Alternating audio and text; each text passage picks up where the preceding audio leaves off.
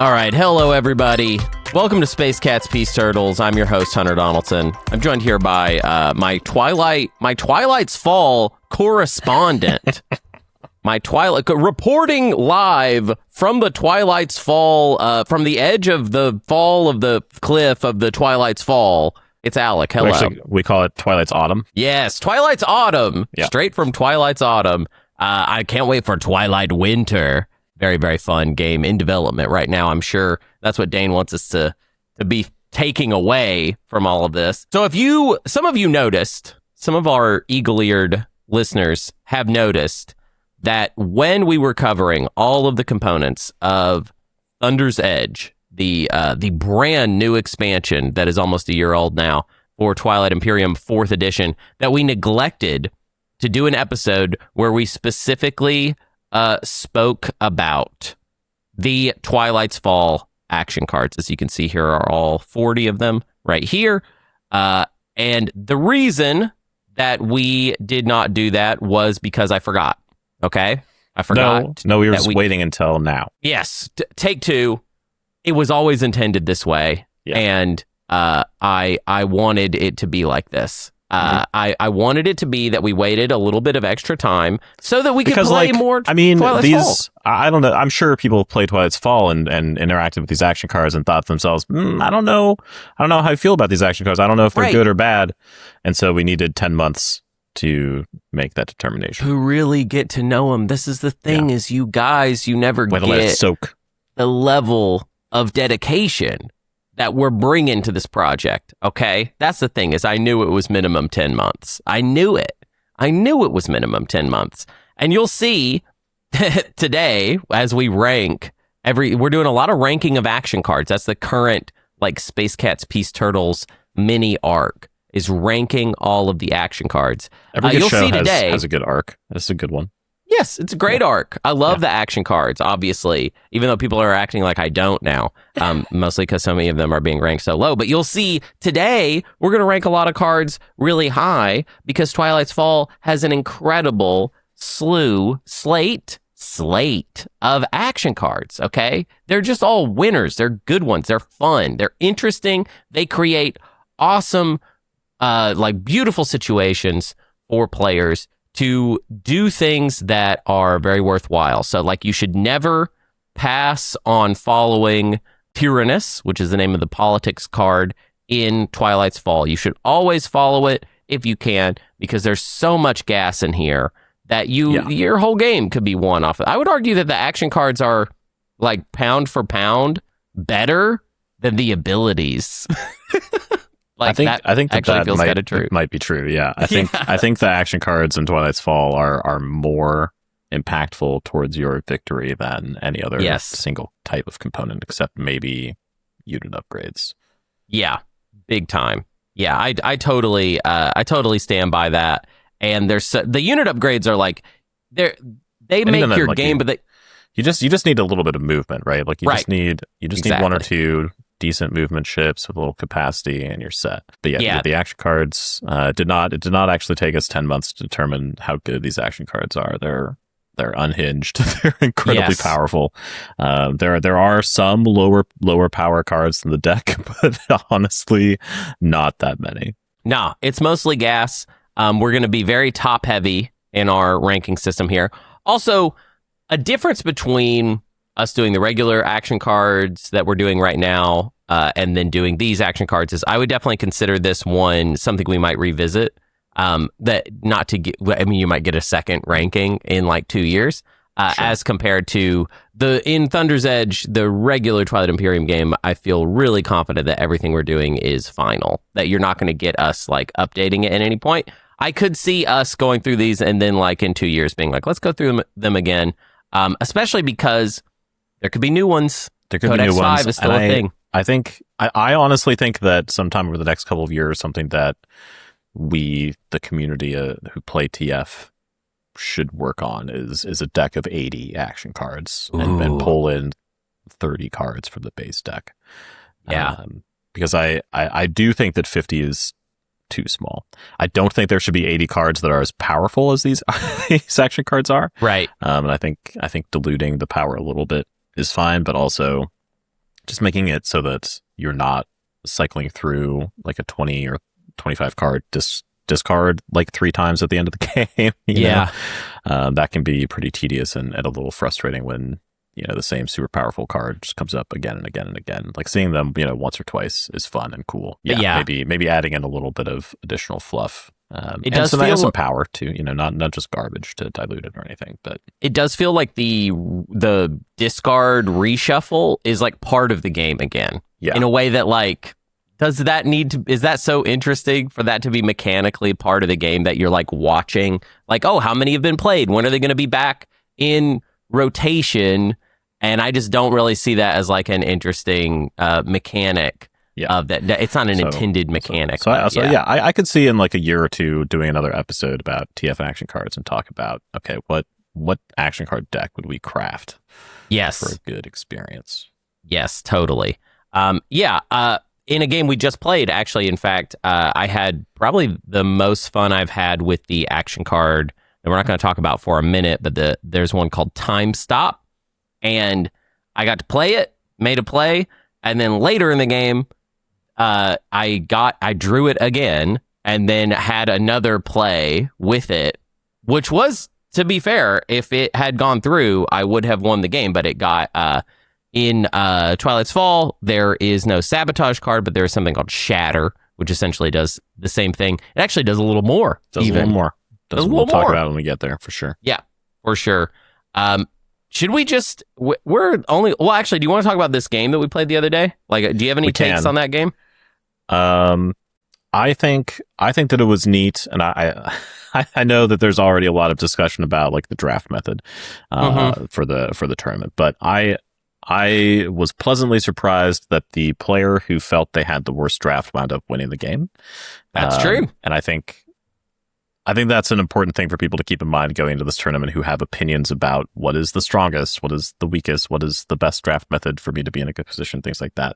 That like the draft method does not determine the outcome of the game. It is far from determined when you are for sure. You know what you pick your faction, your slice, your speaker order, what have you, home system, your fleet. The game. There's still 6 hours of game to play at least, and there's a lot of crazy stuff that can happen in TF in that amount of time. So if you go into a draft and you're in a position you don't like or wind up with a Mahawked King or a slice that you don't like, roll with it. Like, look, TF is a very random game on top of TI, which is already a very random game. So yeah, some people are going to have rough games. They're not going to draft great setups, and like that's just the nature of a game like this. But please don't go through a draft and then just sit around being grumpy. Not that happened in this game in particular, but just like the draft is not the be all end all of your game. So that's the first thing, is that our winner had originally felt like, well, they still felt like they had the worst draft position. So I think that's worth noting. And also, it was just a fun game. It was a good game. Yes. It was one of the games where I did not feel like anybody had an unlucky run where people weren't drafting good things, or that's true. We're just being totally left in the dust by other people getting too many good things. I felt like it was overall pretty balanced, which doesn't always happen. So that was really nice. Yes. Yeah. I think, overall the draft, I like it. I didn't work on it. So it came from Elspeth and El Blasto. I think that it works. I think it makes sense.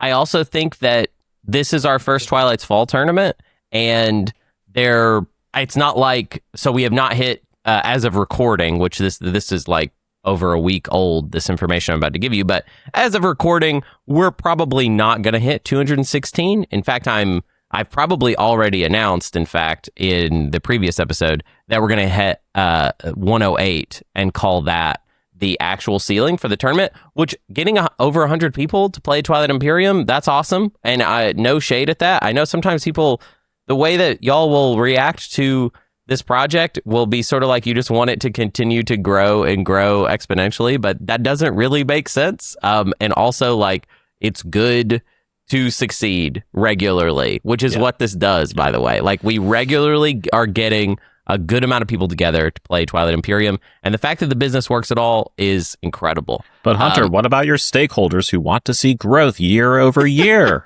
That's pump those numbers up. sometimes people do act like it's like, this is not a publicly traded company. You have not invested money in this and you're expecting it to pay off in some way. We're just happy to be here. You know what I mean? Like, that's the energy that I have. When it comes to like the particulars of a draft or a tournament, the way that we have always done this is we try stuff, we see how people react to it, we adjust. I know we haven't adjusted in the regular Twilight Imperium tournament that much in a while, and that's because we have like already been through that period of change. Now. Yeah, you've kind of locked that in. But yeah, I have no doubt that like if there's a second TF tournament, the draft will look different. Yes, absolutely. And one change that we've kind of already talked a bit about for this draft is I think the original plan is to draft 3 faction cards at the start to determine your priority for the remainder of the draft, your home system, your starting fleet, and I think we're gonna draft from 4 instead of 3 cards just to give people a little bit more flexibility there. A little bit of wiggle room. Yeah. Drafts are meant to be interesting, but they're not really meant to like decide the game, right? Exactly. They should be there to shake things up so that people aren't doing and playing the same thing every time. But yeah, they're like no one should feel like the game is determined by the draft, because I don't think that's ever the case with TI. Yes, absolutely. And honestly, the game, I only got a little bit salty in it. I did get somewhat salty, but I only got a little bit, which is I'm trying to lower my salt levels. And, because a lot of y'all antagonize me in the chat, and I'm trying to let it not get to me anymore. I'm trying to like kind of steel myself in a way. I don't know if you've ever seen any other Twitch streamers, but generally people are pretty stressed out about the way that they're talked to, and that's from the barrage of it. And I'm a small Twitch streamer. I can only imagine what it'd be like to have like 10,000 people in your chat, and like some of them are saying like really mean things. That would be really tough. Although maybe in a way it would kind of numb you out, because it would just be like, I think the more people that you have in the chat, the more distant you are from them, because it's a lot harder to have a specific relationship. But like so many of the people in our Twitch chat are people that we interact with pretty regularly, like either through Twitch or on Discord, what have you. And it is harder to dismiss a comment that comes across as a little rude or as a little bit too whatever, when it's somebody that you know, and not just a faceless random collection of letters. Right. And there's a cumulative aspect to that kind of like tension that is hard, I think, for the individual person to recognize, or they just don't want to. It could be hard, or it could be just they're deliberately not recognizing it, which sometimes I get the feeling like that is actually the case. But it's kind of this thing of like, you all feel like you're individual people, but to me, my experience is you're all just, it's like you're one person saying all these things. So I this is not a brag or even a good thing, but I've been on and around Twitch a lot for the last like decade of my life. Yes. And if there's anything I've learned, it's that it's not really possible to have a real conversation on Twitch, either amongst members of the chat or between the chat and the streamer. Like it's just such an imbalanced social situation that you can't have a real conversation in that context. So, trying is often you're sort of setting yourself up for heartbreak on either end of that situation. Like trying to have a conversation, like make a comment or have any sort of real back and forth with a person with 200 people in their chat. It's impossible, which obviously, like, that's not the situation we're specifically in. We don't have that many people regularly chatting or anything like that. Yeah. But just as an illustration, sometimes for the finals, for sure. Or the finals will be like that.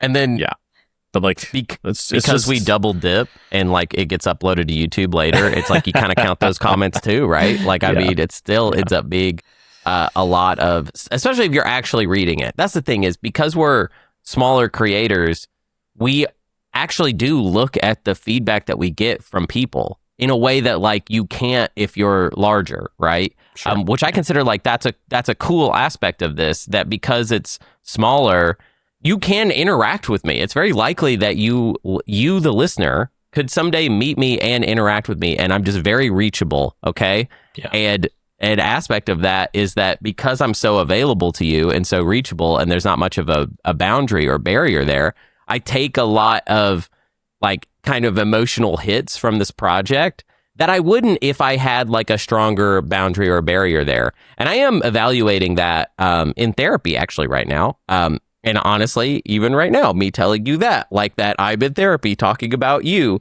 maybe I shouldn't even be saying that. You know what I mean? Like I'm questioning the entire relationship here, right?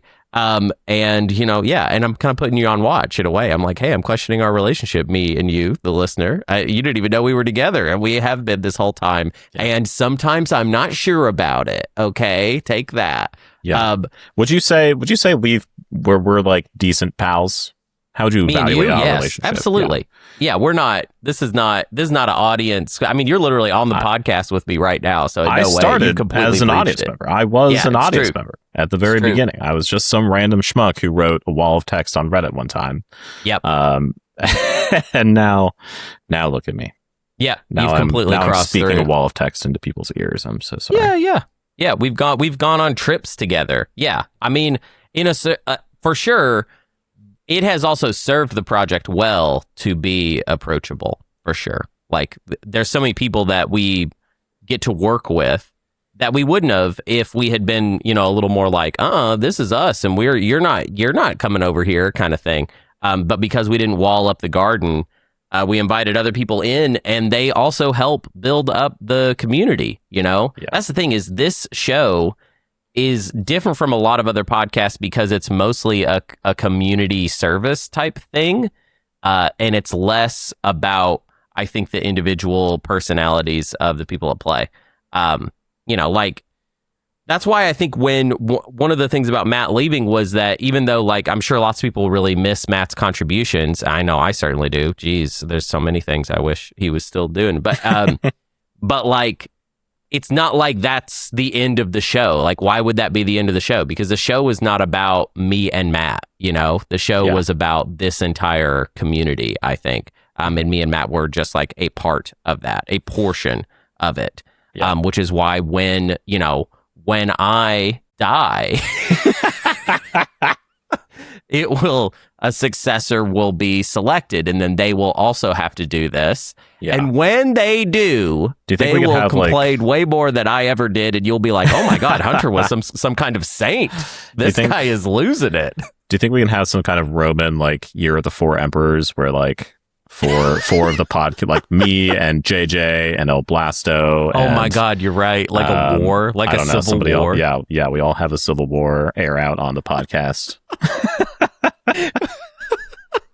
You're like seizing passwords to various accounts and stuff. It's like, yes, I will not designate a successor. So I will die, and there will be chaos, essentially. Oh, good Lord. I can only hope that would happen. A sort of hidden role game that y'all will play in order to decide the fate of this podcast. Okay, that's enough. That's enough. We're at 18 minutes, buddy. We got a bunch of action cards to talk about. We got to get into the meat of this episode. We didn't even talk about comedy or anything, man. All right, let's go. None of that. Okay, here we go. So I do want to say, obviously, you can now see. If you're watching on YouTube, this is one of the YouTube ones. So you can listen to the audio, and you can also watch these on YouTube if you want to see the video. If you just want to see our faces and then the cards themselves, you can now see how many we got. It's a lot. I'm going to go ahead and say this is maybe a part one of two. It's possible. It depends on how. We're not going to push it. We're not going to. I've decided we're no longer. Me and JJ recorded an almost 4-hour episode. And it was like, wow, that's the longest we've ever done. And honestly, what I got from that was like, we do not need to, let's not like push that over and over and over. You know what I mean? Because eventually that leads to 5-hour episodes and 6-hour episodes. And there's no point to that, people. We don't need to do that. One of my favorite podcasts does like 4, 5, 6 hour long episodes, and they put one out like every year. Yeah, there you go. If this was a yearly podcast, sure, we would. But this is a weekly podcast that regularly hits 2 hours, and I think 2 hours is insane, and you still get that regularly from us, depending on the topic. So this one will be 2 hours. We're at 20 minutes right now. let's snap in to the first action card. We're going to do them in alphabetical order, which means we will start with Atomize. This card reads, when your flagship is destroyed, purge your flagship and destroy all other units in its system. This is some great... Okay, so this kind of sets the stage quite well for what is good about these cards. They're very well written. Like the writing is good. I don't think there's a single action card in this deck where you're like, I wonder if it's supposed to work this way or that way. Yeah. I don't think that. I don't think that really exists in this deck, which is quite nice. No, it's a lot of really, really good writing. It's clear that like Dane has learned a lot about all of the different, especially when it comes to timing windows. So the window here, when your flagship is destroyed, that's a good window. Okay. Mm-hmm. That can trigger so many ways. I mean, the obvious one is combat, but like we might not, like we could be talking about space cannon. We could be talking about what's like a fun one, like Ixion could trigger this, right? The Starflare, whatever. Starflare could trigger this. Yes. Lots of options for sure. I guess actually I have a question. I'm realizing if let's say you rift it, you go through the rift, you roll. Oh wait, that's remove, not destroyed. That's never mind. So the grav rift doesn't work because it removes, not destroys. See, the writing, Beautiful. It's good writing, y'all. Yeah. It's really good writing. So obviously, this can be used in a couple different ways. It can be used defensively, like you're being attacked and you're trying to like just kind of finish off the fight. And it's purge your flagship and destroy all other units in its system. So it is going to destroy everything. Yep. So this wouldn't be a good defense for yes. Yeah. Everything. So all other units. So it's maybe not a good defensive play for your home system, although I guess it could be if you were like kind of stalling like everyone your last out. Thing and you're about to pop Eterna or something like that for the win, whatever. Yeah. Sure. Yeah. It's also a good way to score secret objective stuff. I mean, technically you could still score. Well, you can't score on Veil because your flagship is purged. No, but destroy their greatest ship. Destroy their greatest. Spark Rebellion, whatever. Yeah. Well, actually, it wouldn't spark. No, I think that's a really draw just right destroy. There. Yeah. Well, you could use this to destroy. We'll change that comment to being you could use this to destroy their greatest ship. Yeah. But yeah, it's very interesting. It's something you should never forget is in the cards. I will say it does get... I'm not going to say this is an S tier one because a lot of the Mahawk Kings like their flagships quite a bit. And this is purge. You're never getting it back. Here. Yeah. It's definitely a card you want to play towards the end of the game as kind of an emergency button. Because losing your flagship is often pretty rough. I had this card played against me in our game, though ironically I was trying to destroy their greatest ship, so it was okay. But the Ruby Monarch player lost their flagship about halfway through the game, which is kind of rough because that's a flagship that usually you can kind of throw around and then just pop back out by discarding one of your abilities. And so that player lost their flagship for half the game, which I don't know that it had like a huge impact necessarily, but it definitely is a lost tool in your tool belt. For sure. So you definitely have to like weigh when to use this card. Yeah, I think so. Like if we're just kind of thinking about it in terms of like what kings can kind of just afford to do this like a little willy-nilly, I would say like the Avarice Rex Yellow Mahawk can afford to do this after they've gone completely post-planet. Yeah. I know people might initially react like, what? No, you can't because it makes you money. And it's like, well, yeah, but if you've got 4 mechs out, if you're already even halfway through the game and you have 4 mechs out, your economy's already fine. Your economy's crazy, so it's just, you don't need to worry about it anymore. So it could be that kind of situation. Radiant R, that flagship has AFB that's pretty good, but you also might not care at a certain point. And after you get done, if you're on the last round, then your final edict doesn't really count. I feel like, actually most of the other ones though, I do. I mean, there's the Elna and Janovet one that really sucks. So you just shouldn't even build that flagship. But I guess if you did, it's probably because you're going to play Atomize. Lurch, I love the Lurch flagship, so it's hard for me to say that one is very good to get rid of. I don't know. Yeah, it's kind of tricky. Saint of Swords is good just because it has all the movement. The Thorns flagship is just good. like production and stuff. I think a funny one though is Viraset's 7-move flagship. Like that's just a heat-seeking missile. You can send. You're right. It's such a cool way to play it. Yeah. Just send it anywhere and then atomize. Yeah. Okay. Well, how good do we think this is? Like, where does this go on this tier list to start us off? I almost feel like I'm kind of tempted to say B. I think B as well. I think the downside is pretty significant, right? Losing your flagship is kind of rough. And you are probably losing other plastic too, because your flagship is very unlikely to just be sitting out alone in its own system, right? So you're probably losing more than your flagship. It's a good card, but I think it's pretty situationally a good card. Yeah, we'll see. Actually, I wonder if because another thing about this one that's hard for me to wrap my head around, like if Atomize was in the regular action card deck, if we were back in those episodes, this would be an S tier card. Yeah. But we're not in that, so we're going to have to work out, like, what is the relationship between these cards. I could see us moving this up to A as we go, but let's move on to the next one. I think an argument could be made to move it up to A, but we'll see. We'll see. Yes. Okay, up next is Cloak. After you activate a system, your ships can move through systems that contain other players' ships during this action, and Space Cannon cannot be used against them. So, famous aspect of Twilight's Fall is that it's a version of Twilight Imperium where Light Wave is not readily available. It's difficult to move through other players' ships, except for Cloak. And there are like a couple unit upgrades. But one of the things I like about this action card deck is that a decent chunk of the cards are like movement enablers of some kind. This is one of those cards, and I think it is a decent one. It does not add to your movement, which is kind of rough. No. But if you just need to get somewhere and there are ships in the way, or if you just need to get, a single fighter into a frontier token to hopefully dig for a secret objective or something, this can protect you from, Space Cannon that might prevent that and stuff like that. So I like this card. I don't think it certainly isn't S tier by any means. But I don't know. I feel like I could argue that it's S tier because, or at least it's S tier for how much I want it.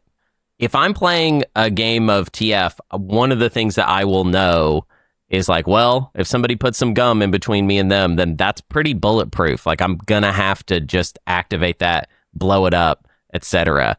And so it's tough. It's tough to know, like I always really, really want to draw this card. Or if I don't have it in hand, I'm always really, really afraid that somebody's about to play it on me, which I feel like there's a lot of cards in this deck where I don't quite feel that level of fear around it. Yeah, I think that's fair. Yeah. The Space Cannon thing is kind of a whatever addition to it, but I like that it's like Through the Silence of Space, but it doesn't carry the same limitation of having to choose just one system. It's all across the board. So in that way, I mean, I like it better than Atomize for sure. I feel like it could be an S tier card, but if we want to compromise and say it's an A tier card, I'm also down for that. I think I'd put this at A. I think if it, I think movement speed would bump it up to S pretty easily. Yeah, if it also gave you to one ship or something like that. Right. But because it doesn't really increase your actual functional range that much, I think A is a good spot for it. Yeah, I think that's fair. I'm down with A on that. And also, as we always like to say, although we don't always do, at the end of this project, we can, of course, readjust if we sort of like, if our overall... I'm going into this expecting every choice we make will be argued to death in Discord. Yes. Yeah. Oh, of course. And I can't wait. I'm so excited for everyone to let us know that we got everything correct. Thank you. Positive feedback. I'm loving it. Love that for us. Okay. We're doing good. Third card in about, it took us 10 minutes to do 2 cards. Okay. Well, whatever. Third card is Coerce. This reads action. Choose a player. That player must give you one of their abilities. It's funny because you don't get to decide what they give you, but we had a funny situation in our game where there was somebody that was not getting any abilities, and so we kept like coercing them because it was like you got to give me one. I was able to get chaos mapping from playing Coerce on this player because they just weren't getting into the ability deck, which I feel like is becoming more common because that deck is just not, it's a little more random because it's a bigger deck, and so much of it is kind of mid-tier that sometimes it's like, if you get a few good things, you'll be like, I don't even care. Like, why do I even want to go back into that deck? Which makes you very, I think, vulnerable to this card, right? Yeah. Which I think will become a reason to keep pulling in some abilities. So you've got some fluff to throw away. But yeah, I think this has the potential to be a really good card. I think the earlier you play it, the better it generally tends to be. Right. Right. Like if you can play this in round 1, people are pretty likely to have like just the abilities that they drafted during the inaugural splice, and maybe one more. So their setup is probably going to be pretty solid. So taking one of those 2 or 3 abilities is likely to get you something decent. The longer the game goes on, the more abilities are in play, the less likely this is going to get you something good. But this also allows for the opportunity for a little diplomacy, right? Maybe you can offer them something for a specific ability that you want. Yeah, that's true. Because there's not any other way to like just trade abilities like that. So you can sort of do it's almost like a diplomatic pressure in that way where you can be like, hey, give me this. Or you can even use it in order to, if you're in full Winslay mode, to stop somebody from winning by being like, hey, we're going to move this ability over to this player because they can do X thing with it, etc. So it does have some interesting potential. It's also an action. It is so also it is, of course, a stall. Yeah. Which is important. I would place this card firmly in A because of all of those things that we listed, right? It is pretty useful in a lot of situations. Like you said, I think the Winslay potential of this card is actually pretty cool. Yeah. And then just the ability to pull something earlier in the game that can really help you out is very strong. The stall is great. I think stall, this is okay, I will say something about stalling, actually, because I was thinking about this. The stalling aspect is good. I think that compared to regular Twilight Imperium, I don't like the stalling doesn't carry as many bonus points with me because there are so many stalls in TF that you can just get from other sources, like, for example, from the genomes or from the abilities. So you can sometimes end up having so many stalls in your TF kit that the fact that you also have action cards that have component actions on them, it just like kind of doesn't, it won't factor into it as much, but it completely depends on your build. But I feel like in the abstract, it causes me to not give them as much of a positive for it. I was actually going to rank this one a C tier. Ooh, okay. So I'm thinking C, you're thinking A, which I mean, I think we know what that means is that it would be a B. A D, oh, yeah, B. yeah, it's even lower. It's somehow that means that it's even lower than anybody wants is the compromise pick. I think B is fine. I think B is completely fine. I think B is great. I'm actually going to put it, I'll put it above Atomize. We'll say that's better. Because there is a lot, you can get into a lot of dirty dealings with Coerce. It's always hard for me to evaluate that kind of stuff. I guess maybe what I'd say about that card is it has a very high ceiling for being very great, but also very low floor for being kind of worthless. It's because it's called Coerce. I think the idea is that you're not cooperating, right? But of course you could be, So I think for the platonic ideal of it, I think it's worse. But I think as far as us being, Twilight Imperium people that are looking to pervert every single component of the game in order to make it part of our weird other game that we've made up that doesn't actually exist, it's got a high ceiling for that. Okay, up next, very simple one. We've got Command. After you activate a system, apply +1 to the move value of each of your ships during this tactical action. Additionally, your ships may move through and into asteroid fields during this movement. 2 effects there. There's also 2 of this card in the deck, which is important to note. Although actually I haven't done a good job of marking down how many of those cards there are. Yeah, and it's not down here. I'll have to just try and remember that, I guess. But yeah, Command is one of those cards. It is your flank speed for this one. It is, of course, it's good. You need the movement's good. There's not really a way to say that movement is bad. No. Yeah, this is another one of those movement enablers in the deck, and one of few ways to add movement to your ships. Yes. And also being able to move into or through asteroid fields, especially as a surprise, is very effective. I feel like there are like asteroid fields have gotten a little bit more common with Thunder's Edge. So making sure that you have this as an option is awesome. And again, like getting the movement speed is really good. Yeah. It's funny. I think my favorite thing about Command, because obviously there you can get faction tech that allows you to move into and through asteroid fields. It's pretty available to anybody. That clause there means, though, that if you happen to draw it early, like in round 1, this could enable you to like take the Custodian's point. Mm-hmm. And I just love that level of consideration. Obviously, it won't help you getting through like a nebula or whatever, but it is. I think it's good. I think it's one of those things where it's hard to say that there's anything bad about it. Do we feel like, is it an A tier or an S tier? How good is this? I certainly think it's at least as good as Cloak. I think it certainly does not belong below A tier. Yeah. I'm not sure that I would put it in S tier. Yeah, there's just so many good things in this deck. Yeah. That +1 movement. I mean, honestly, I think I might put it below Cloak, even though Command you can probably use anytime and say, hey, like, this is going to be useful no matter what round it is. Cloak is one of those cards where it's like, oh, we're probably playing this late game, and it's probably for like a very critical move. And honestly, you'd hope to be able to play them together, really, is the thing. Together, is play one and then the other. Definitely. Yeah. Definitely. That's what you're really hoping for. But yeah, Command is good. Movement is good. I mean, it's Space Cats, Blue Turtles over here. So, I mean, of course, we're going to say that movement is like the most important thing. And it is. So yeah, let's Command in A tier. Makes sense. We've done 17 minutes on the clock. Incredible. Easy. We're doing this easy. It's not very hard. Up next, we've got Converge.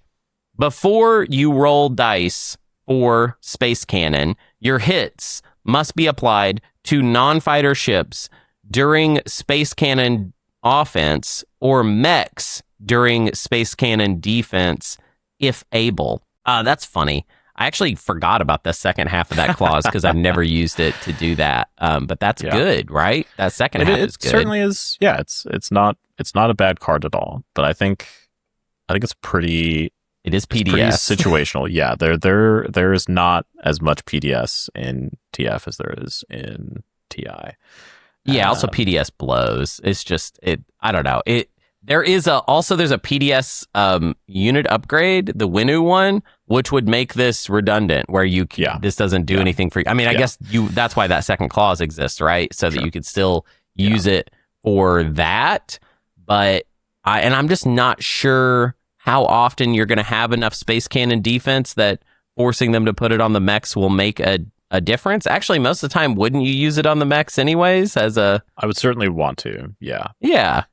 So I'm not even really sure what that second clause is about. I actually think this is kind of our first stinker, really. Yeah, I think this is honestly one of the worst cards in the deck. Not because the card itself is bad, but just like compared to the rest of the deck, it just doesn't quite hold up. Yeah. I'd be pretty bummed to draw this. I would say at pretty much any point in the game, this is probably not going to be. Honestly, I actually wish the second clause was they have to use it on infantry if able, not mechs. Right? Sure. Like, or that you could assign hits or something like that. So you could choose whichever situation was best for you. For sure. Like, that seems like the right way to do it. I mean, how often do you have more than one PDS on a planet? Exactly. Especially in this mode. Like, it's just, I don't think I've seen it. I feel like people only even take the PDS upgrades when they don't have other options. So, right. They're just forced to because they need something. They've gotten into the unit upgrades, or Helix was played and there just is a splice happening and you're like, I guess I'll take this as compared to doing nothing. I think, I guess best case scenario for this would be that you've taken there's the really horrible PDS upgrade I hate. That's it's the X-Chill one, which it just doubles the dice. That's all it does. Yeah. But let's say you had a PDS network, double dice on everything, and then Converge. There you go. Now that's going to be it can definitely occasionally win you a fight that you might have otherwise lost. But I think this is easily our first and honestly maybe even our only D tier card in this deck. Oh, I think there's another D tier in here. But yeah, definitely Converge goes into the D tier. Yeah. Not so great. And overall, we're mostly going to be up here in the A tier and in the B tier. So yeah, it's good to have our starter D be Converge. Okay. Our last of the C cards, we've got Create, which is an action, gain 1 relic. So this is as good as the relic deck is. Yep. Which is to say, very dependent on how many cards are left in it. Yeah, quite hard to say. Yeah. I don't know how. I feel like people have more opinions about the relic deck than I do at this point, but I would consider this a reasonable A tier card. I think that relics, like for the cost of an action card, a relic is pretty good regardless of what you draw. Like there are obviously some stinkers and some things that aren't going to be useful for you, but most of the time you're going to find something that's worth an action card. Yeah. I feel like, I mean, the trade, if you're just talking the trade of it, yeah, for sure. I think compared to a lot of the other things in the deck, I would just rather have a lot of the other things in my hand than like gaining a relic. But yeah, sometimes you're going to play it and it's going to get you, shard or obsidian or book or whatever. And that's when that happens, it's going to be great. I do find, and this wasn't true the other day, so I'm still not 100% on this. I feel like most of my TF games are not high relic games, as in like we don't get a whole lot out there, because in regular TE, you're more often going to have the fracture. And when you do have the fracture, obviously you're throwing like, what is it, like 4 more into, the sure. And there's also like regular TI has tech that lets you dig through the explore decks more than you're able to here. So yeah, right. I think you definitely see more relics in regular TI. But yeah, I think I'm actually a C tier on Create. You're an A tier, so that means it's B, baby. Yeah, I'd pretty happily put this in B tier. So yeah, again, I recognize that it's pretty random what you're going to get, and sometimes it's not good. But I think I stand by, on average, it's going to be better than an action card, whatever you wind up with. So in that sense, I think it's a completely fine card. Yeah. And also, I mean, yeah, it does have a high ceiling because there are times that you're going to win the game because you played Create, for sure. Yeah. And there are, I do enjoy a lot of the, like Metallic Void shielding, Metallic Art, like all of the combat ones, I feel like have an extra oomph in TF because you're so unit upgrade heavy that a lot of times it will end up comboing with something you already have going and making things even more ridiculous. Even if we're talking about PDS, having the like light rail ordnance, the like space cannon thing, if you end up with a PDS upgrade, you could end up like don't get me wrong, space cannon is not good, but there are times in TF where you end up in a situation where it's like, oh my god, if someone moves there, they're gonna take like 10 space cannon hits to the face. Like, for sure. That's crazy. Yeah, it's easy to find like a weird thing happen in TF where like some one specific angle of the game has gotten way out of whack, and a lot of times it's trade goods, but it can happen with basically any component in the game. All right, up next we have Divinity. When one of your units would be destroyed, it is not destroyed instead. This is funny. It's good for really tight like situations, I feel like. Really tight combats. Yeah. I get a little confused about what it means when it comes to assigning hits. So like let's make it really simple. Let's say it's 1 mech versus 5 infantry. Okay. The infantry roll 3 hits. Yeah. You take, or no, a better example would be the infantry roll 4 hits. Okay. So you sustain damage to the mech. Yep. You assign the second hit. It's dead. You play Divinity. Do you still have to assign 2 more hits, or does it just survive? That's my question about this. I don't think that it refreshes. I don't think its state changes. So no, I think you would just need 1 additional hit there. Yeah. Yeah, I kind of think of this card as being 1 extra hit point most of the time. And that's it. But there are also times where like you're saving a flagship from being destroyed for an objective, or you're saving a critical ship for some plan that you have or something. Like sometimes it can be a really important card to have. But I feel like most of the time it winds up mostly just being an extra hit point in a fight. Yeah. And I think that's kind of where I sort of see it as not being all that great. It requires like a very specific situation in order to matter. But I do like the way that it's written. Like, not every card has to be the strongest card in the world in order for it to be exciting. Mm-hmm. This is like a minor card that's written for maximum stream hype. Like, this is like a fun tournament card, right? Because it can definitely lead to a big moment. Like, you know, you see the dice roll, you see the situation in the system, and you're like, oh my God, this critical fleet just got blown up and this person's about to win. And then boom, we still got a ship and we fight another round. Yeah. Yes. It's also written correctly because it's when one of your units would be destroyed. It doesn't state whether it's in combat, whether it's, again, it's going to save you from Ixthian Artifact or like any of these weird, it'll save you from Starflare, you get to keep that unit or whatever. Yeah. So it is written correctly in a way that is fun. I just think the overall effect is kind of low. I honestly would put this one in D, but I could be talked into C as well. I think C, just because like there are times where it can kind of save the hype. Yeah. The hype. Yeah. The hype of Divinity. Yeah. I also just like that name. It's a great name for a TF card, you know, for sure. Divinity. We love that. Okay. We're cruising. This is growing great.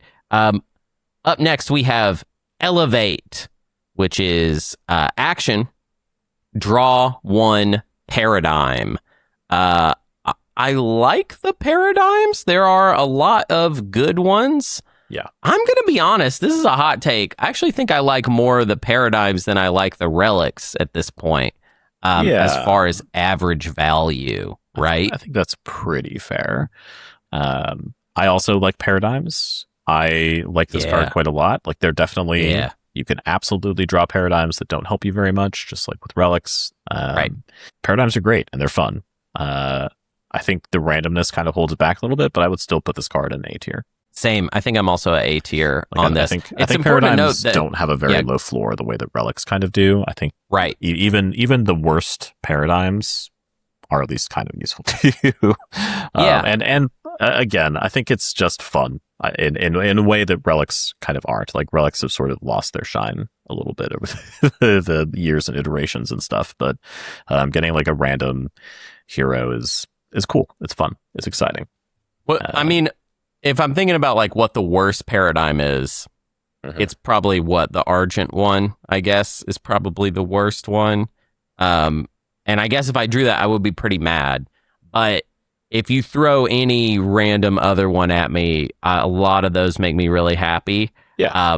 Or can be comboed easily with other abilities in order to be awesome. You know, like a great example, like the Nazroka paradigm gets you a relic and 2 command tokens. So, of course, that one is better than a relic because it's a relic plus 2 command tokens. Yeah. Of course it's better because you get it. And also it's another stall. So that's great. I like paradigms. I think they are quite good. I think some of them can absolutely decide the game for sure. Like the Witching Hour, which is like the Kalera's extra paradigm. Obviously the Winu paradigm is a really big deal. A lot of the ones in between are also good. I agree that it is an A tier card. I'm going to put it underneath Command and Cloak. Well, actually, I'm going to have it split. I'm going to have it split the difference. It's better than Command, maybe worse than Cloak, because at least Cloak, we know exactly what we're getting. Sure. All right. Up next, we have Engineer. When you draw cards for a splice that you initiated, add 2 additional cards to the splice. After you choose your card, choose and discard 2 of the spliced cards before passing them to the next player. This entirely comes down to what stage of the game are we at. Yeah. The earlier, the better with this one, say. For sure. And it can be very important for deciding you getting stuff. And I love it's very well written. You're throwing 2 extra cards into the splice and you don't let those cards go on to the next player. Which can be, because a lot of times when you do any splice, there's only going to be like maximum like 3 good things that are in the slice. Yeah. And this lets you say, hey, Alec doesn't get this, or whatever. Yeah, for sure. Yeah. It lets you curate what gets passed on, which can be really, really important for sure. I kind of wish that it did not have the restriction of being a splice that you initiated. I think it would be perfectly fine and fun and cool if you were 3rd pick or 4th pick or whatever, and did this and risked adding some extra cards so that you have some more options when it comes to you. Right. Even being last pick and having 2 more options than normal can be really important, because otherwise you could very easily and maybe even very likely wind up with garbage that's useless. But having a few more cards in the offering can be really helpful. So I do think this card is decent, but the restriction on it being one that you initiated both makes the card harder to play, because maybe you won't initiate a splice for a couple of rounds, Right. And just the lack of flexibility. So it definitely is a neat card. I wish it didn't have that restriction on it, though. Yeah, same. I do think that it would be just as usable, because then you could do deals with it. Mm-hmm. As it is now, sometimes you'll draw it and you're like, you're not willing to take, any of the, or there might not be anything left either. Like that can be an issue. Like sometimes it's late game and I'm willing to take the 2 Noctis, but there's nothing left in Noctis that I want, that I am interested in. So the fact that I'm drawing 2 additional cards is kind of meaningless. Mm-hmm. So this one's like a little dependent. I honestly might be a C tier on this one, but I could be talked into a B, basically. I think I agree with C. I like it better than Divinity, I will say. I do think it's top of C and not bottom of C. But I think that's true. Yeah. It's best used, you're at the beginning of the game, you are down to take, Calamitous or whatever, and there's like, you're just trying to get your unit upgrades done. Because Calamitous is, to me, it's kind of, I don't know if you feel this way, it becomes a card that I'm like, it's like a chore. Like, it's like, well, I have to do this, I have to get my unit upgrades. Yeah. And then once I get them, I sort of check out. I'm like, well, I'm fine with this kit. Like, I don't need to keep thinking about it, basically. Yeah, I'm looking for like 3 unit upgrades that are good and usable, and then after that, it's a little bit expensive considering all the other things I want to be spending my resources on. Right on. Yeah, I agree. Up next is a really fun one. This is actually one of my favorite cards in the game. It's called Entangle. After you activate a system, all systems that contain alpha wormholes, beta wormholes, gamma wormholes, and gravity rifts are adjacent during this movement. So this can just help you do a freaky movement no one saw. It is, I would say, kind of specific, because one of the things about Twilight's Fall that I think maybe if we're going to say something holds it back, it's that it can be kind of tough to get the Fracture out there. The Fracture does not come out near as often. There's really only 3 ways to get it out easily, and I wouldn't even argue. I mean, Plane Splinter is easy, but the rest is not super easy. And so Entangle really shines in a situation where Styx is out and everybody's trying to figure out a way to get there, because movement, again, is kind of tough. Yep. This is like kind of an awkward second way. The issue when it doesn't exist, this is kind of just for wind slaying, I feel like, and not really for anything else. And in that way, it kind of holds it back. So this one's really funny. I think this could win you the game, but I also think it can just as easily be not important for your map. So in that way, even though I have positive feelings about this, I actually have no idea where we could rank it. If maybe just the compromise is that it's a B tier. I don't know. Have you had any opportunities with this one yet? I think I've maybe played this card once. I think it has the potential to be really powerful. I like that it includes gravity rifts. I think that's pretty fun. Mm-hmm. But yeah, also there are going to be times where it just actually doesn't do anything for you. Right. Know? Which definitely could be a bummer. That can be dependent on the map or just the state of the game or whatever. But when it's useful and when you can put it to good use, it is a game-winning card for sure. Right. I think I was in the platonic ideal of it yesterday when we were playing, because I had the Ghost Cruisers, the Krios Cruisers, which allow you to place wormholes. So I was able to sort of sneak around and try and make a little path for myself. And even then it didn't end up working because even though y'all hadn't picked up on Entangle being my play, you just knew to attack me. There were too many shenanigans going on for there not to be something going on, for sure. Yes. Yeah. I think an argument could be made for B, but I would put this in A. Like it's usually going to at least help you take some planet that's useful or get into some position that's useful, even if there aren't that many wormholes. Yeah, it can give you malice, which is good. I think it's a solid A card. Like there are definitely going to be times where it's not very useful, but I think most of the time you can get something good out of it, and some of the time you're going to win the game because of it. Yeah, I'm down to go A tier with it. I'm going to go bottom of A as like a compromise there. But yeah, A tier, Entangle, it's going to have a lot of really hype moments in the tournament. Like we'll see moments where the game is decided by Entangle and people will be really excited because it's just like such a fun little surprise. And you also have to really plot it out. You know, you got to figure out like, okay, what exactly am I going to do with all of that adjacency? Okay, up next, we have Evolve, Action, draw one card from any Splice deck. Oof. This is just the most minimal card. There's just not really anything to say here. You likely will not get anything of importance except for from the unit upgrades, because that's the unit upgrades is the deck with the highest amount of like important cards in it. Where if you're just drawing one random, yeah, for sure. Yes, the ratio is solid. Yeah. The issue being, if you are playing this later, mid-game to late game, you might just draw a unit upgrade that you already have. That's a class that you already have, and then you just decide, I guess, and maybe you're getting the better one. Who knows? Yeah. And in that way, it might be worth it.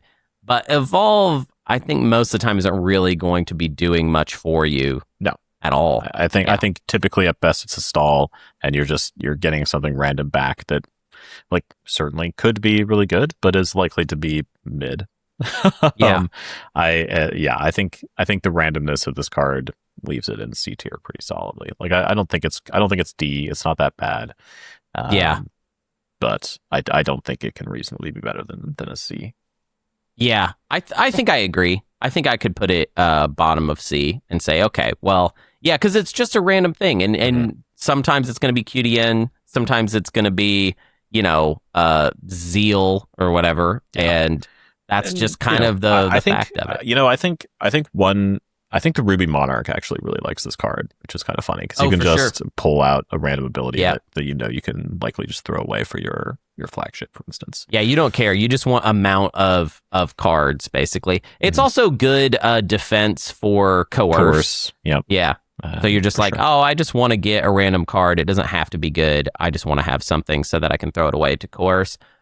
So Evolve can go bottom of C. Hey, guess what? We are through our first 10 cards. Amazing. We're going to say that's halfway, I think, through this episode. We're going to do 20 this episode and then 20 the next episode. At this pace, I think that's the right call for us.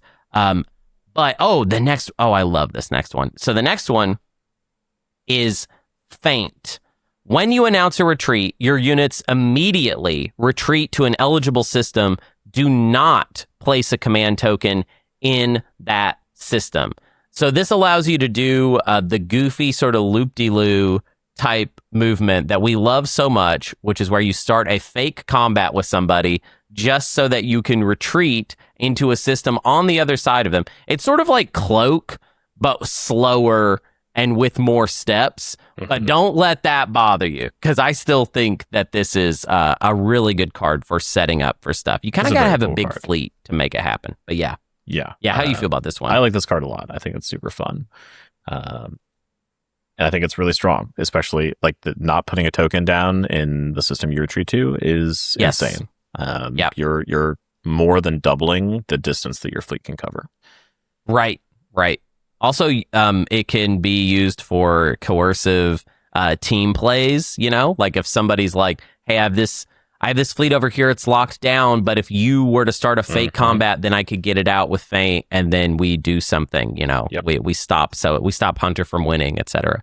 And I think that it's especially good that you could also you don't even have to use it to do movement. We've described it in movement terms, but this could be a sort of surprise attack from you if you've, like, let's say you're winning the game, they're coming at you, you are building at a forward dock, they come in to fight you thinking that they can win this fight, and in fact you faint out of it and then go do something else. Like, it's a fun card to try and bait people into triggering for you, and I really enjoy that aspect of it.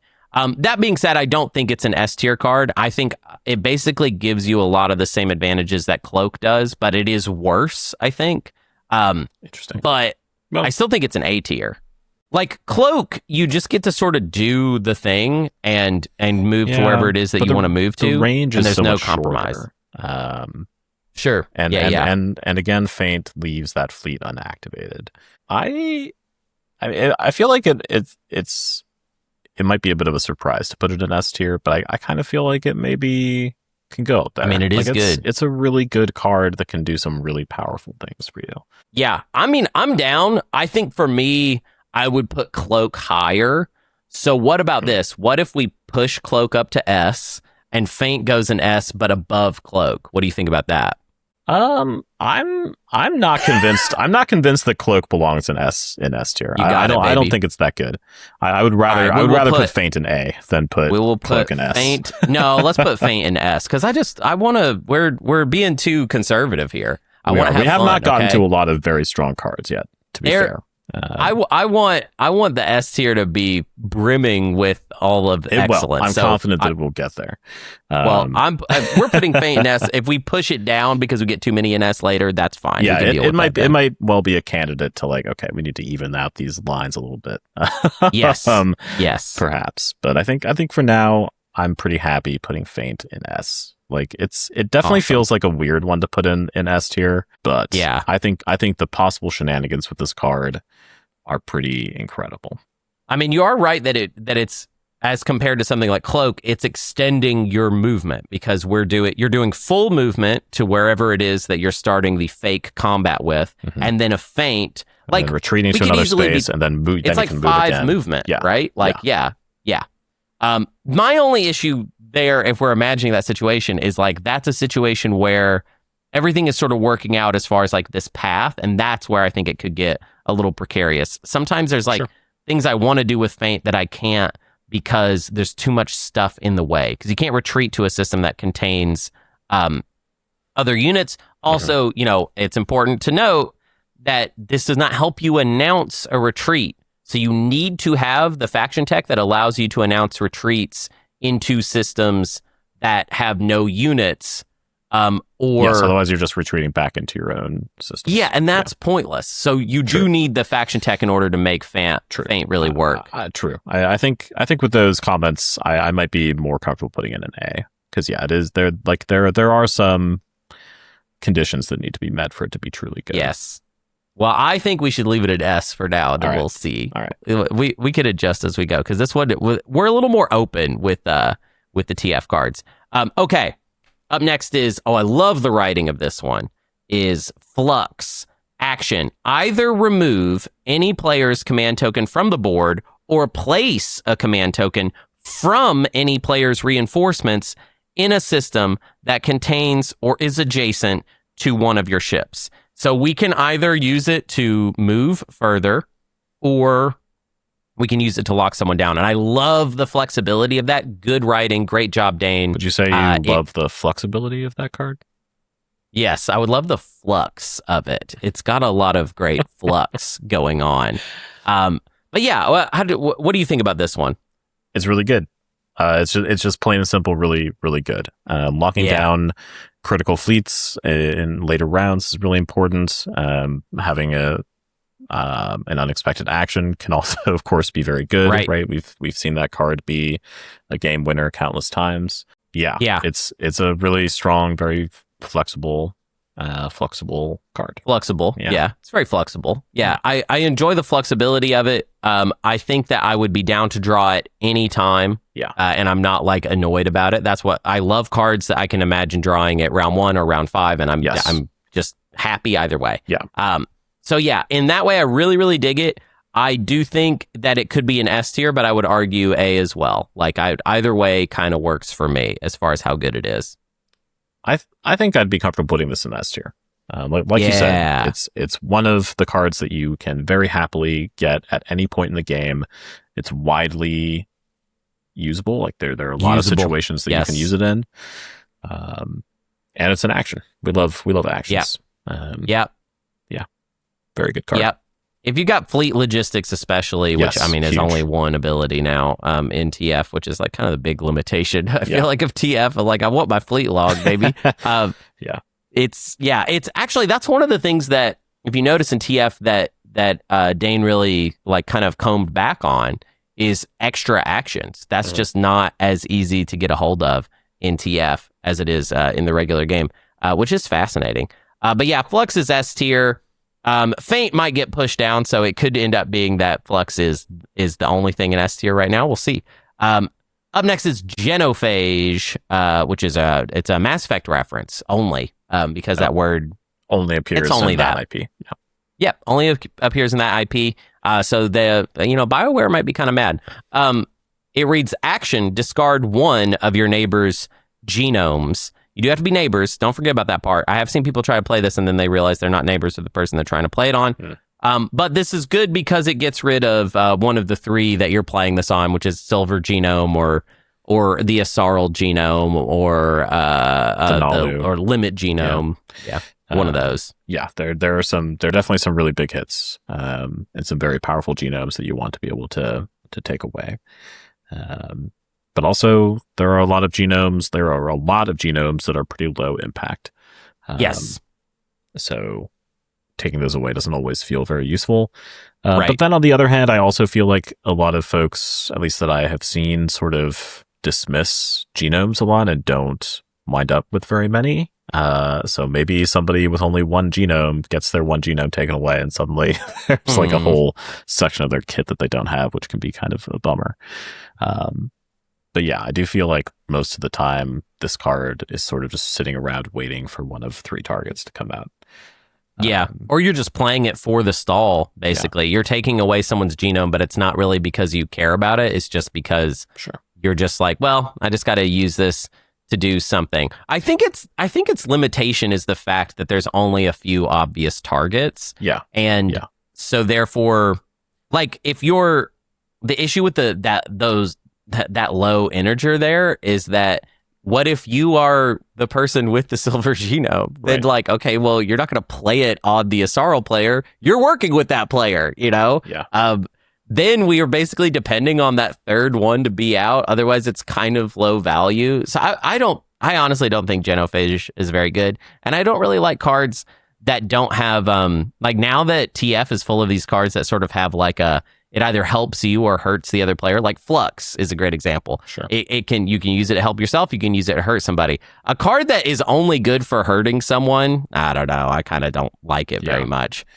For TF anyways. It could be fun. It could be fun if this card was similar in that maybe like you can either discard somebody's genome or refresh one of your own or something like that. I think that would make it a lot stronger. That would obviously be sick, it would be stronger, actually. But I think that would be a cool card.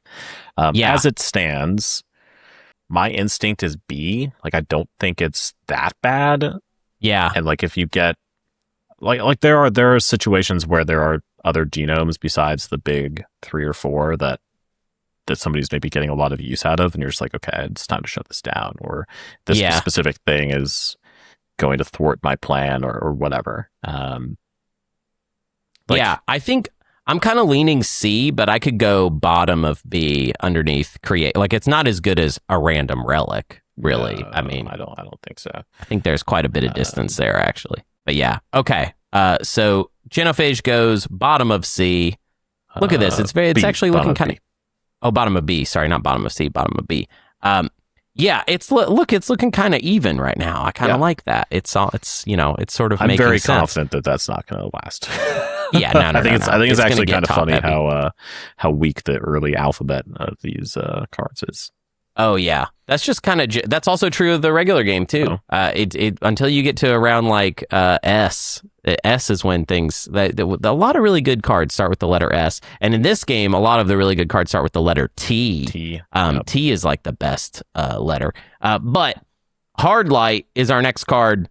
It reads, before hits are assigned to your units, cancel up to 2 hits. You can use it on space combat. You can use it on ground combat. You can use it on space cannon. You can use it on AFB. Whatever. It doesn't matter. If hits are assigned, then you can play Hardlight, baby. That's good writing. Great job, Dane. Awesome. Love you. All right. Is it good? It's as good as canceling up to 2 hits, which can be pretty good, especially that you can use it on ground combat. That can be huge sometimes. Yeah. Also worth noting, this is a card that has, there are 2 copies of this in the deck. Yeah. Yeah, there aren't a lot of combat cards in this deck. This is one of the few. I mean, I like it. I don't hate it. I think it's a little bit better than Divinity, right? Divinity is sort of half of one of these. Definitely better than Divinity. I think. Yeah, I think maybe top of C would be an easy place to put it. But I feel like an argument could maybe be made for a B tier card here. I like it better than Genophage for sure. And I think I even like it better than like just gaining a random relic, even though that has a higher ceiling. It's like, I'm going to get in a combat and it's going to be important for me to be able to cancel up to 2 hits. Yeah. I just feel like reliably. Yeah. I think middle of B is like kind of where I'm feeling on this guy. I think that's fine. I love the openness of it. I love the writing. Yes. It's so like... It does get some style points, for sure. Yes. And it's going to be very hype. There's going to be moments where, oh my God, he had a Hardlight. Big deal. And then everybody's like freaking out. Also, this one gets played a lot. This is part of the recycling. Like there are 2 copies of Hardlight, but it feels like there's more, because it's going to get played and then it's going to get recycled and it's going to get played again, et cetera, et cetera. For sure. Which is kind of a ridiculous aspect of the recycling cards. Yeah. Okay. Up next, we've got Helix. Action. Initiate a splice of any type, including all players. This one kind of, if anybody has this, it happens forever. Like it's just kind of like a cookie that just happens. I love this card. I think this card is great. Yeah. I think this card is never bad, at least to have. So so if you're a 6th pick, then it doesn't necessarily feel very good. But as far as somebody holding this card, I don't think there's ever a point in the game where it's truly a bad thing to have. Even if the unit of the deck is fully depleted and all the good genomes are out, you can still dig for an ability that is going to be somewhat useful. Like if you're drawing 7 abilities, even towards the end of the game, you're probably going to find at least one thing in that pack that is fine. So I think Helix is great. So. And there are a lot of shenanigans available during splices, right? If you're Avarice Rex, especially, you love this card. I would put this in S tier. Like there are definitely some times where maybe you just draw something bad or whatever, but I think this is an A tier card, because basically what this card says to me is I get to look at 7 cards from one of the decks and I get to choose one at minimum.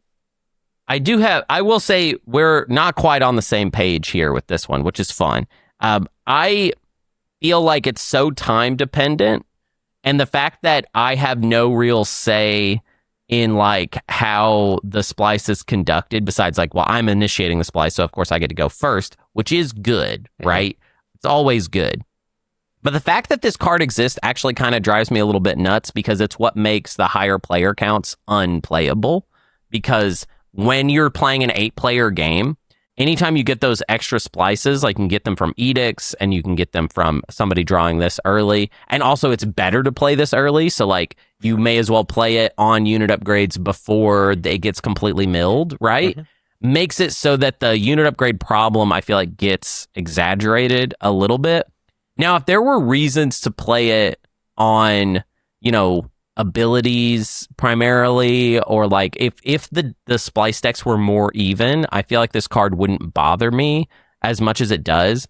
But it does bother me a little bit just because of the incentives, meaning that we exaggerate the unit upgrade focus and the rush for it, because it also has the effect of if anyone draws it in round 1 or round 2, it will get played. Upgrade. Yeah, it will be. Yeah, for sure. Yeah. I think that's true. But it's interesting because that's not like, it's more of a systemic problem of the game. Yeah, and it's less than I'm saying the card is bad. Yeah, the card is good, but it just annoys me. Yeah. And even in that situation, right, like you might be able to preempt somebody with Calamitous and get first pick of that early unit. For sure. You know, I understand how your arguments might lean you towards B or A, but I still think this is a solid S tier card. All right. I'm putting it in S. All right. So initiating a splice is an S tier ability, according to this. So let's. Yeah. You can also think of it as sort of being equivalent to a strategy card, right? Yes. Yes. All right. I'm going to put it bottom of S though, because I'm tenuous. I'm tenuous on that one. I would love some feedback. Some feedback on that one, everybody. Bring it on. Sound off in the YouTube comments. We love those. As discussed earlier. Yeah. Always love those. Up next, we've got Ignis. Action. Place a command token from your tactic pool in any non-home system. Choose and destroy 1 unit in that system. This one's funny because it's mean and it's only mean. It doesn't have a nice way to play it. No. It's been played on me, of course, many times, and was recently played on me to destroy. It was actually kind of a good use of it. Sorry, what was it? Oh, it was to destroy Add Floating Factory 2. Yes. And they used Ignis to play this on Floating Factory 2 and destroy my Floating Factory 2. A lot of times when it gets played on me, it will be like this is a reason that when you play Yellow Mahawked, you should not move your flagship out of your home system, by the way. Do not do that until it doesn't matter anymore. And then it doesn't, who cares what you do? But make sure to keep your flagship early game in your home system because of Ignis. People will play it on your flagship in particular. It's been played on my flagships many times. It's mean and it hurts. I don't know if it's good because you only hurt 1 player in a very particular way. You're only destroying 1 ship, and it costs you a tactics token, which is not nothing. Like that's a pretty high price. The only time like this card can do cool things like score you destroy their greatest ship, and I have not used this card to do that, but there are some fun ways to score that specific objective in TF that I really enjoy. So I think that's fun. But outside of that, I think this card is no better than a B tier. I think it's even worse than that because it doesn't even technically. Ignis has a mate, which is Divinity. Yes. So there's going to be this moment where someone plays Ignis. They lose a token from their tactics. Mm-hmm. They've committed that already. There's no way to get it back. They put the token down, they play the card, they destroy a unit, and then someone plays Divinity, and now nothing has happened except you lost a tactic token. I personally think it's D tier. I don't think it's... I just think it's... Wow. Yeah. I think sometimes it can be good, sure, but how often is just destroying 1 unit going to matter in this game? I think flagships come out most of the time. Like there are typically at least half of the flagships on the board pretty quick. Yes. And I think it's always valuable to be able to destroy those. Yeah. I think I would put this in C. I don't think I would put this in D. Maybe because it costs a tactics token, it belongs in D. Like that is a high price to pay for playing an action card. That honestly, I don't think any other action card has a cost even remotely close to that, quite honestly. Is it better or worse than Divinity? I think it's worse than Divinity. Yeah. Yeah. There we go. I like that. All right. Ignis goes in C tier underneath Divinity and above Evolve. So it's better than a random card, but it's not better than the card that basically makes it not do anything. Up next is Irradiate. Action. Choose 1 unit type other than flagship. Reveal cards from the unit upgrade deck until you reveal a card of that type if able. Then gain that card and shuffle the rest back into the unit upgrade deck. Mm-hmm. I mean, on round 1, this is S tier to me. Yes, I mean, this is like this is getting so much of my homework done. I would be so like, because I'm starting with a unit upgrade. That could be something good. And then if I draw this round 1 and then play it, I might be like almost done with unit upgrades at that point, which would be sick. Yeah. Just a great way to get that done. But if it's not round 1. No, if this is like a round 3 draw, you might just be getting a PDS or something. You're not likely to be getting anything amazing the later you play this card for sure. But being able to target one of at most 3 cards in the deck is definitely really good. You basically know what you're getting a lot of the cases in the mid-late game situation. Like there might just one. Which can be useful, right? That can also be. It could be like guild agents, you know? Like it's funny because infantry, I actually feel like oftentimes infantry is the thing that you're going to be targeting because the fact that infantry is not essential to movement. Yet there's 2 bangers in there. There's Latani's and there's guild agents. And honestly, Yin Clone it's not that bad. No, it's fine. It's okay. Means that a lot of the times that deck doesn't get quite as milled out, or as far as that. I guess I shouldn't say that deck. I should say that type. At least that's how it's worked out for me in the past. But yeah, there's gonna be times where it's just. I mean, all the carriers are out. You're like, I guess I'll get a dread. I don't know, or sometimes like a destroyer this gets you or something. Yeah, or cruiser. Cruiser sometimes too gets slept on, even though ghost cruisers are awesome and Corsairs to be honest. I think they're all good. They're all pretty good. So it's definitely not bad. I think if it's round 1, it's S tier to me. But I don't think. I mean, we're not going to just rank it based off of round 1 situation. So no. I don't know. What do you think? How good does this be? Even though it is a little random too. There are going to be times where it really doesn't. Even on round 1 where you're like, if you say carrier, you got something. You know? If you're able to get a carrier off of this, that's very good. That's in no way is that a loss. Yeah. I think it's tough. Like because it can feel very useless in the late game. It may be tempting to put this card kind of low.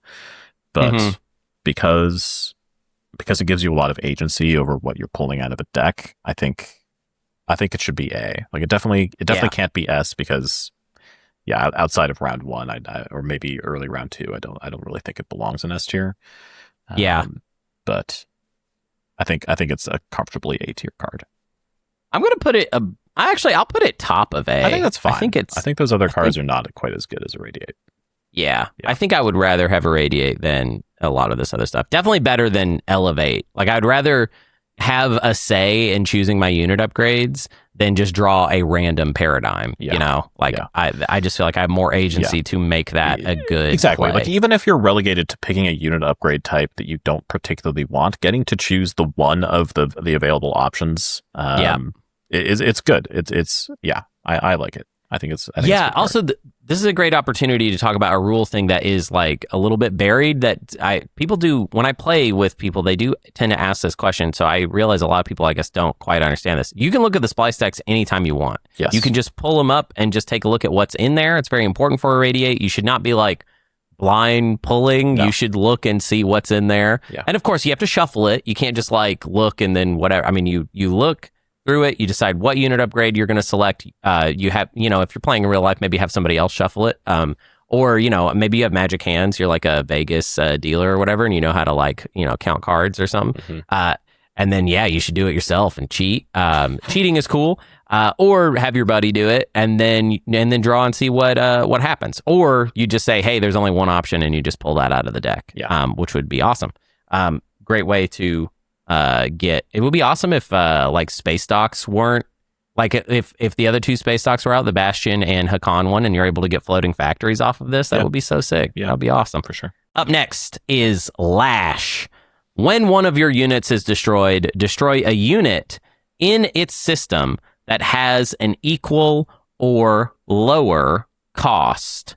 Hilariously, you can't, if you're playing as, this is an Ilnaviro set nerf, because Ilnaviro set flagship costs 7 because it's 7777, right? Yep. So if you destroy the Ilnaviro set flagship and then try to play Lash, you cannot destroy the other flagship that you're playing against because that one cost 8. Very funny. You dummy. Very funny. Yeah. Love that. But yeah, this is, I mean, it just destroys a unit. You could definitely make it be something, you can make it be a big deal. But you have to destroy a big unit in order for it to matter. So, yeah, you know? Yeah. It's an extra 2 hits, best case scenario, you know, like I would say most commonly this is going to be a Dreadnought versus Dreadnought situation. Well, hold on though. There's that Barony, the Dawn Crusher costs 3. Also true. So that one, it's also a Dawn Crusher nerf. Yep. This card, it's funny. It is funny.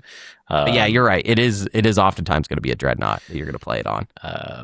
And you have to be like losing your unit to use it.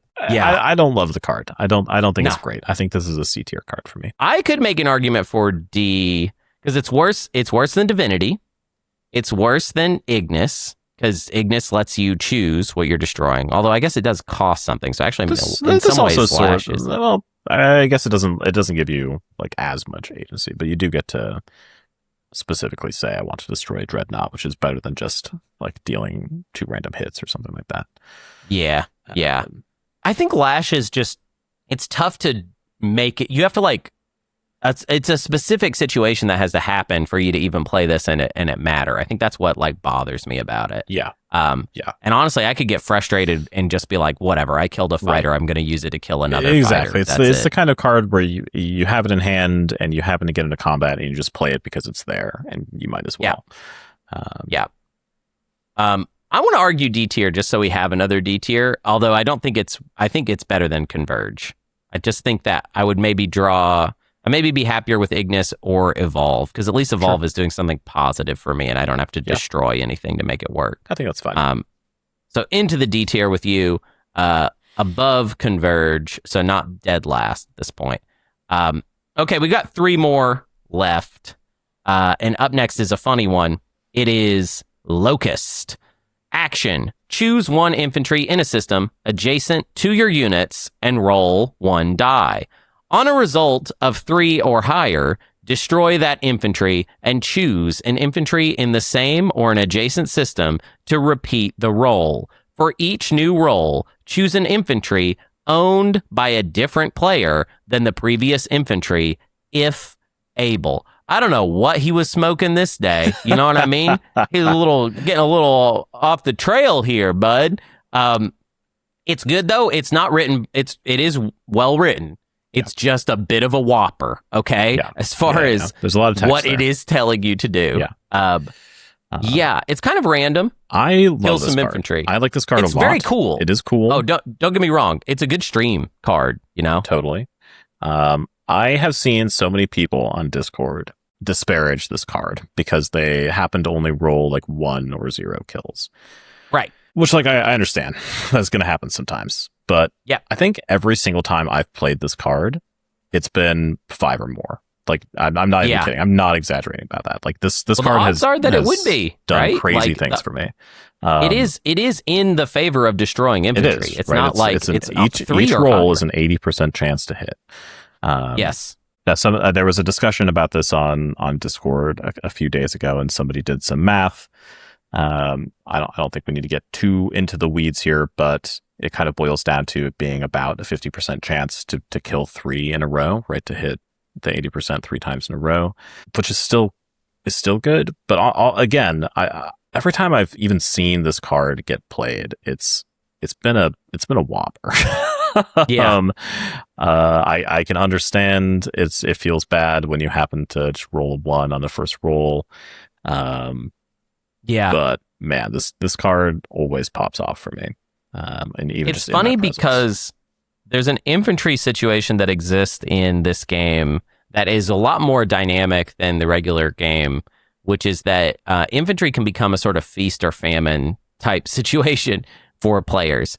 Whoever has Latani's is probably feasting unless Smothering Presence has canceled that ability, which doesn't always happen because Smothering Presence is in the ability deck. Yeah. Neural Parasite is another one that comes out and starts just hurting people. And then a Locust play could happen. Yeah. So you get these more dynamic situations where everyone in their slice, it's very hard to neatly just have like, I have 2 infantry on every planet, and everything's set up exactly the way I want. Locust ensures that things are messier, basically. Yeah. I also enjoy about this card that you have to be sort of careful and thoughtful about, like if you're killing your target, 3 or more infantry, you have to be sort of careful and keep an eye on where you're jumping to try to avoid hitting your own units, which I think is fun. Like it definitely slows the game down for a minute, right? For sure.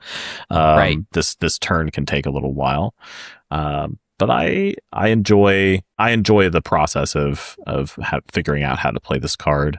And I feel like it's generally pretty strong. Yeah. I think it's hard to evaluate because of the randomness of it. Yeah. My gut would put it like, and also it hurts, and also I guess if you play it wrong it could hurt yourself, but we're not going to play it wrong. We're not going to rank it based off of playing it wrong. You're going to play it right. But the fact that it's hard to say how much you're going to get out of it is a little confusing. Sure. I could be a B tier guy on this. I could be a A tier guy on this. That's like kind of generally where I'm thinking. I think this is like a high B tier. I think this is like top of B tier. Yeah. Top of B, above Coerce. I can get down with that. I think that makes sense. I do like it better than Atomize for most of the game. Like Atomize is like a desperate round 5 play, whereas I can draw Locust at any point and play it, and I'm like, okay, I'm gonna do this now. It is a funny one though, and one of the more interesting cards in TF.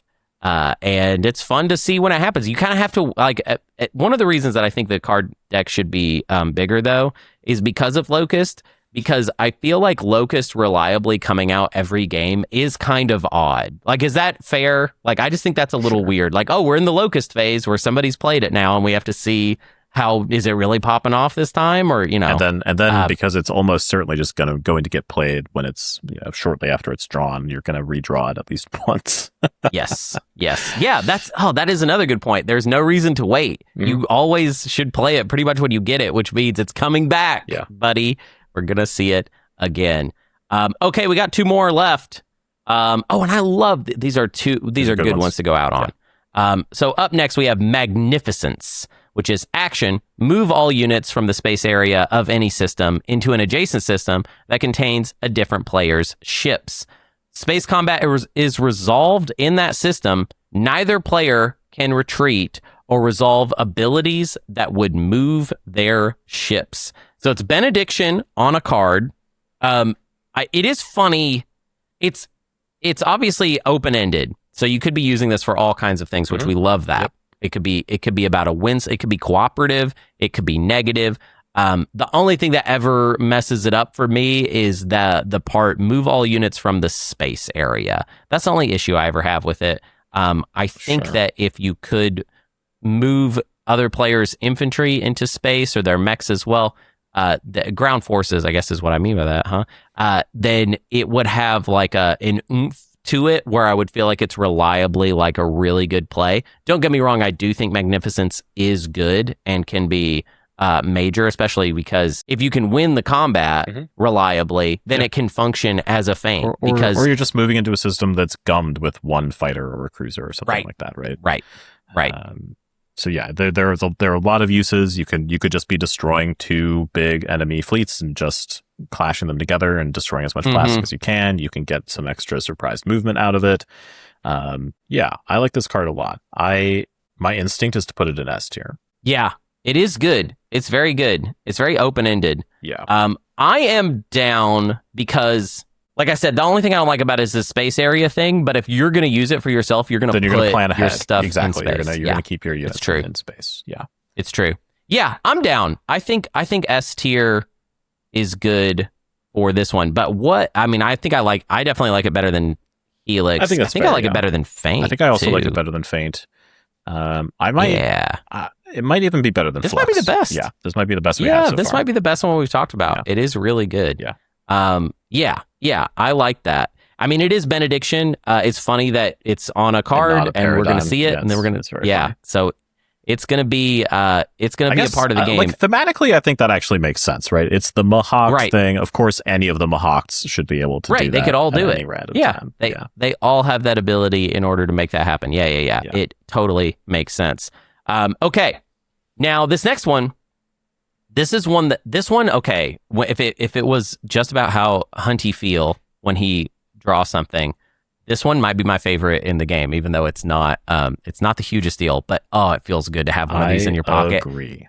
Yes. All right. So it's Manifest, action, resolve the production ability of one of your units, reduce the combined cost of the produced units by 3. Great writing, Dane. Incredible writing.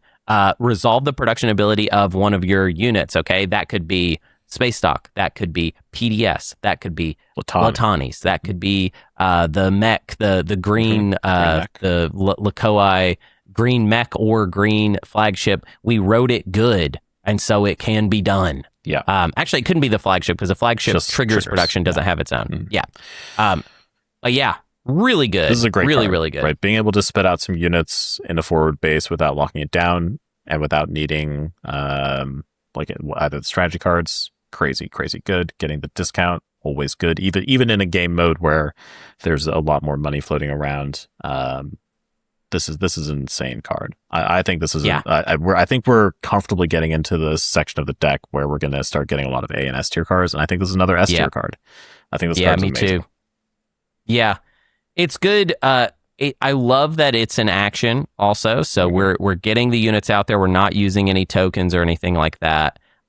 It just feels good. It feels really good to use this.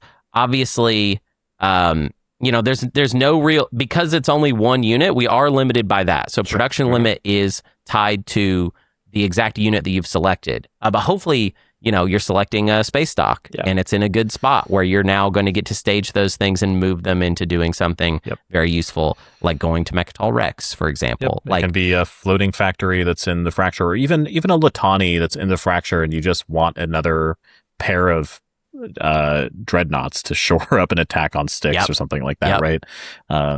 Lots of like countless excellent uses for this card. Reducing by 3 too. That ain't nothing to. It's not. It's good. That's something to sneeze at. I mean, like you could use it.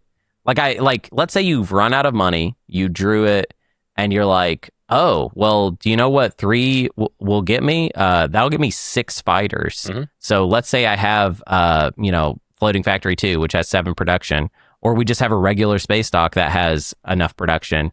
We just play that, and we're like 6 fighters added to that fleet. I mean, depending on the timing, that could be such a defensive play that basically is going to cause it to where your opponents are not going to be able to winslay you. Yeah, I think Manifest is an S tier. I think it's very good. Incredible card. I think I'd probably put it above Helix for sure. Maybe also above Feint. I don't know. That's hard to say, actually. I don't know if I feel that positively about it. Yeah, I think that's reasonable. Somewhere in the middle there. Yeah. I think right here. So this is very different. We've got 5 cards. We're halfway through. Mm-hmm. We've got 5 cards in S tier. We've got 5 cards in A tier. B tier is still the highest, which is good. I mean, at least B tier should always be the most populated because that's supposed to be your median anyways. We don't have much in the bottom. And to be honest, we have more gas in the second half. We really do. We have not gotten to a lot of very, very good cards. There's a lot of really good stuff left. So just looking at this, I don't think there's another D tier card in this list. Yeah. I think, let's see. Yeah. Is there anything there's one. There's one that I would argue is D tier. I think, are we both thinking about Meld? Well, I was thinking about Meld, and I was thinking a little bit about Mutate, because I don't like Mutate. Actually. It's not Meld. I don't like Mutate because you have to discard an ability. That's true. That's true. Technically, we actually have to put Mutate in D tier because the bottom of C tier says draw 1 card from any splice deck. Mutate literally worse. Yes, just worse. Absolutely true. Yeah. Okay. So maybe a couple more D tiers. But aside from that, the rest are I don't even know if there's another C tier card here. Right. But I guess we'll leave that as a cliffhanger for next time. Yeah. Cliffhanger for next time. Really excited to see where we rank the rest of this. I hope you're enjoying this either on your podcast app of choice or on YouTube, where you can see us rank it on Tier Maker. You can see all of the cards as we talk about them. Thank you so much, Alec, for joining me today for this episode. I think we did some great work here. Let us know how you think we did, and complain and stuff, and congratulate. Complain and congratulate. I invite you into my home to complain and congratulate. One thing I'm going to complain about right now, I don't know if you've noticed this, my camera is a little bit wrong. Have you noticed how I'm like down here? I'm like a little guy in my camera. It's a tough angle. Literally could have fixed that at any point in the last 2 hours and did not. So that's a comment from me right now in this YouTube in this YouTube video. I am commenting live saying, Hunter, your camera is in the wrong place. It should just be a little bit lower. Also, why is it so my lighting is poor? With the backlight from the sun outside and no light in front of my face. Yeah, I'm sure we'll get some. Yeah, you're lit wrong. Yeah, I want only comments on camera stuff big time, okay? Comment on the cameras, comment on the list, just like and subscribe. You know what I mean? Like that's what we really need these days. But yeah, I'm gonna say we cut it off there somewhere.